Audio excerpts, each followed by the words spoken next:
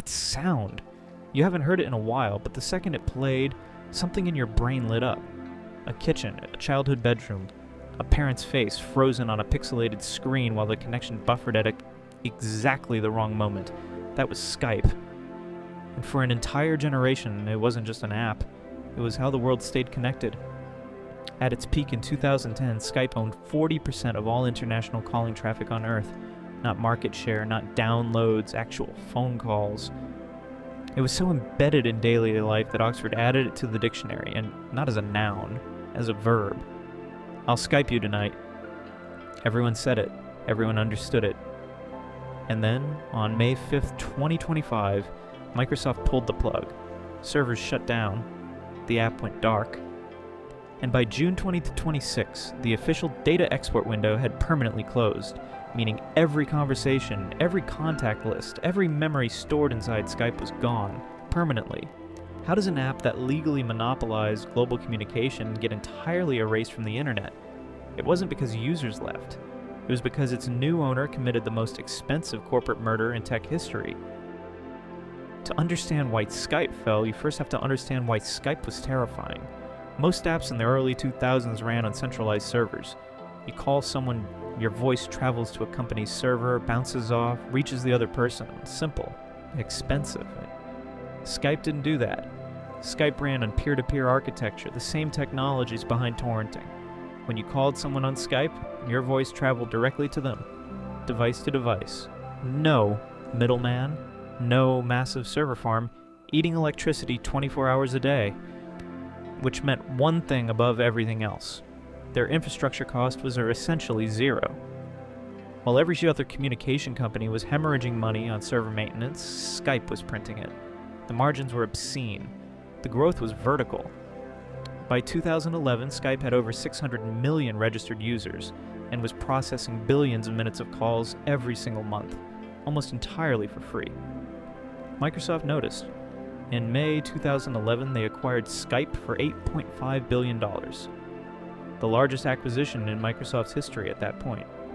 Steve Ballmer stood at a podium, smiled, and called it a profound investment in the future of real-time communication. The press applauded.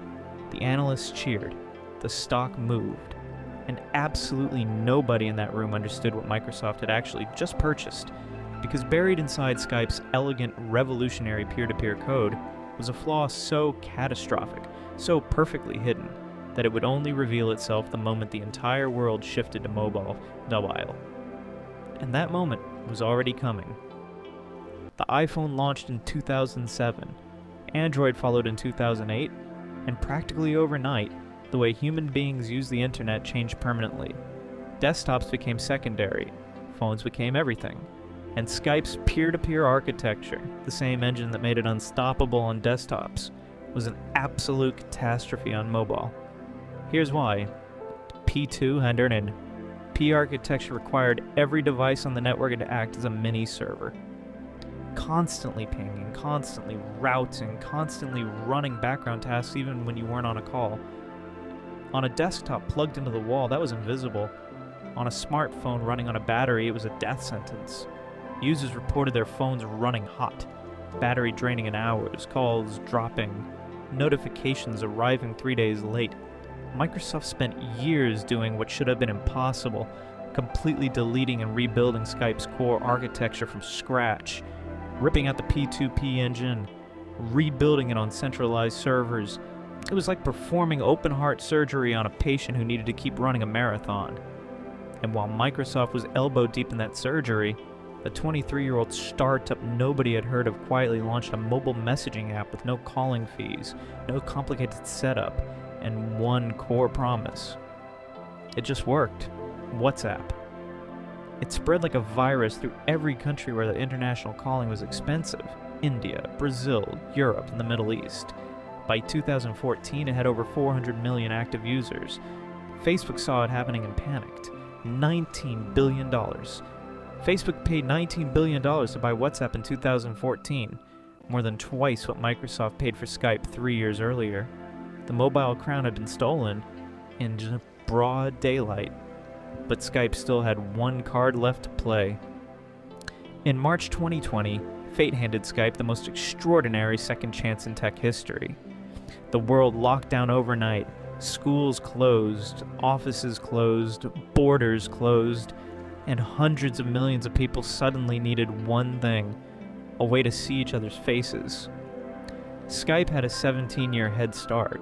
It was pre-installed on hundreds of millions of Windows machines globally. It was the most recognized video calling brand on the planet.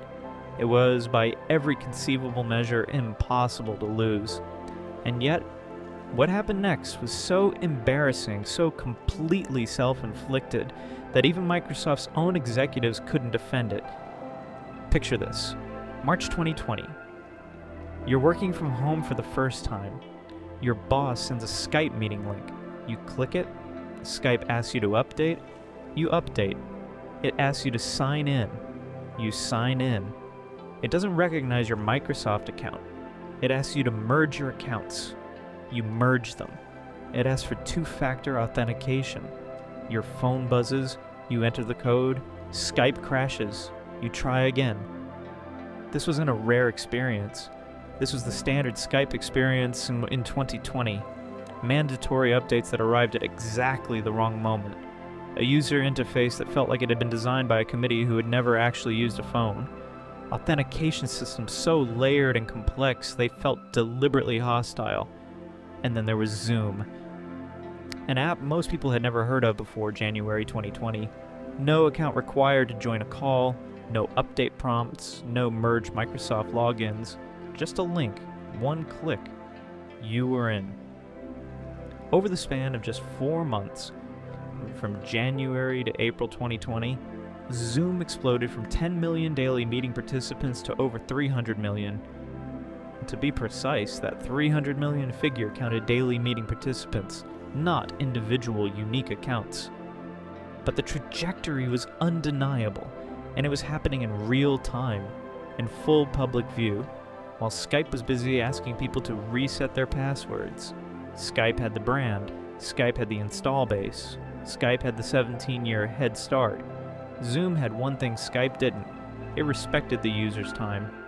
By mid-2020, the internal conversations at Microsoft had shifted from how do we fix Skype to something far colder, something far more final. Here's the part of the story that most people don't know.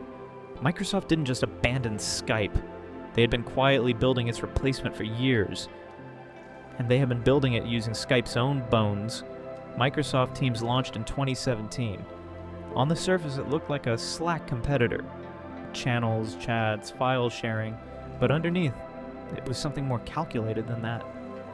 Microsoft built Teams natively on Azure, their own cloud infrastructure, but they systematically harvested Skype's most valuable assets in the process: the calling patents, the enterprise-grade video features, the compliance and security frameworks that Skype for Business had spent over a decade developing. Every piece of intellectual property worth keeping was quietly transferred, absorbed, and redeployed inside Teams. Skype wasn't just shut down, it was disassembled, and the operation worked. Teams scaled to over 320 million monthly users by the point Microsoft stopped publicly reporting that figure, a metric so dominant that enterprise communication had effectively been recaptured under a different Microsoft flag. On May 5th, 2025, Skype's servers went dark. No ceremony, no tribute, no farewell notification to its users, just silence. And by June 2026, Microsoft's official data export window had permanently closed. Whatever you had stored inside Skype, your call history, your contacts, your messages, your memories, was gone. The building had been stripped, the walls were bare, and then they locked the door. Skype didn't die because the technology failed. It didn't die because users abandoned it.